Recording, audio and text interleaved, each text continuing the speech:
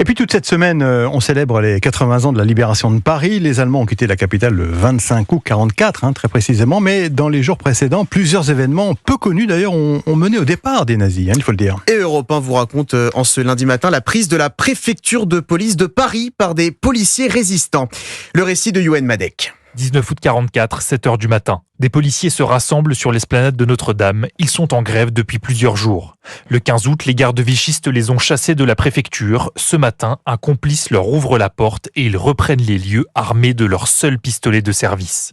Mais la victoire est encore loin, comme l'explique Christian Chevandier, historien spécialiste de la période. On est quand même dans Paris occupé, avec les Allemands qui sont là, les Alliés qui sont à 200 km. Dans l'après-midi, les Allemands essayent de reprendre la préfecture avec de l'infanterie, avec des chars, et les policiers les repoussent. C'est la première fois où des cocktails Molotov sont utilisés à Paris, un char qui flambe, les deux autres se retirent. La nuit tombée, les insurgés traversent la Seine et prennent le contrôle de l'hôtel de ville de Paris. Le lendemain, les escarmouches avec les forces allemandes se multiplient. Faute d'équipement, les combats sont durs, souligne Christian Chevandier. Au début, il n'y a pas grand monde qui a des armes.